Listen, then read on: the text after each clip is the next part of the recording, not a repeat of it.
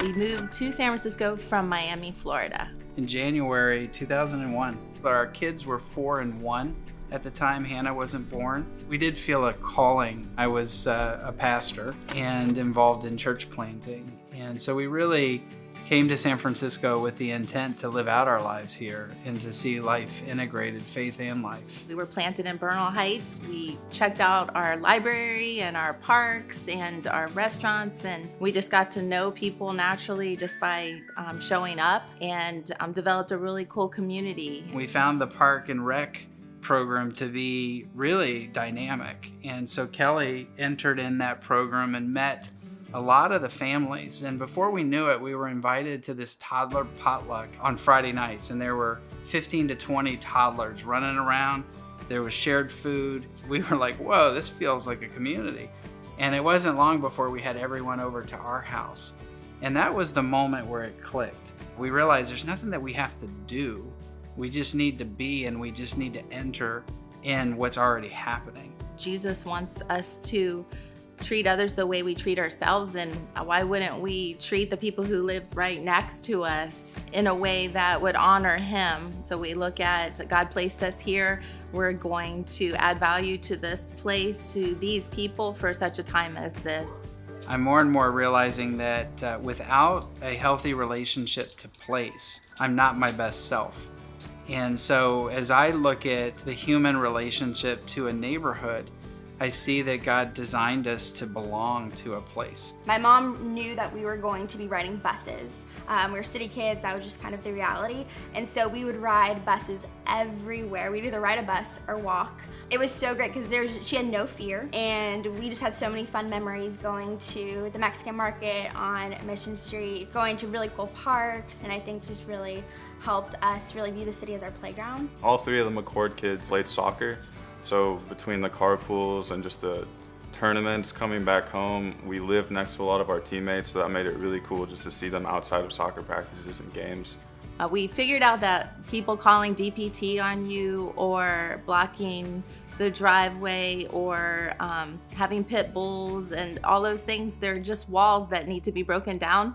And we quickly realized that people don't want us to give up on them too fast. And so we just kept pushing and pushing, whether it be a lot of banana bread, a lot of how are you doing. I think what we learned was to really try to understand what the pain point for that neighbor was. And amazingly enough, once we asked what their concern was, the walls came down. And if you've ever had Kelly's banana bread, that does the trick as well. How could we expect our kids to love our neighbors if we weren't modeling it? So it was really important for our kids to see us naturally loving an earnest love for our neighbors, and they loved with us. That sometimes it was their idea to bake bread or to draw a picture or cheer someone up.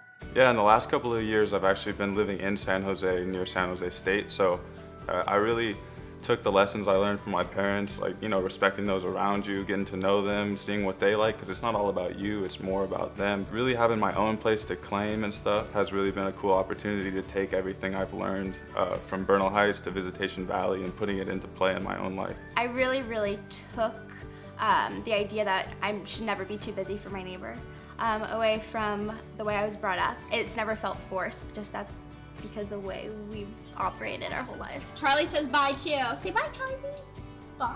Well, we were encouraged as soon as COVID hit by our daughter, Kayla, to write letters to our neighbors just to remind them that we're here, nothing's changed, here's our number, here's our address, whatever you need. And in return, we got texts back that, hey, we're here for you guys too, which was really encouraging. COVID's been hard. I have found that as we walk the neighborhood, a simple hand gesture or to speak loudly and to ask people what their name is, but also just asking the simple question, how are you doing today? We also made the decision early on to maintain Mission Blue at full operations. Mission Blue Gifts and Coffee is our contribution to our neighborhood to bring excellent coffee and local artisan gifts to a community that doesn't have anything like it. And this was our part in investing into Visitation Valley. I think that being rooted in a place is key to our own ability to live the life God intends for us. Walk your block and pray and ask God to give you the courage for the first step to take, whether it's just asking how someone's doing or maybe parking your car outside of your garage one day so you have to deliberately walk by other neighbors that you normally wouldn't walk by, and you just have another excuse to say hi. Volunteer at a garden, find out what's going on at Park and Rec.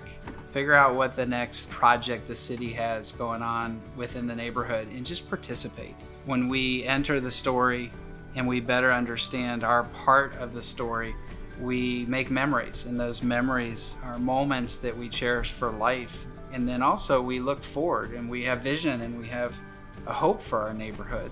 And so we want to contribute to what this neighborhood will be 20 years from now.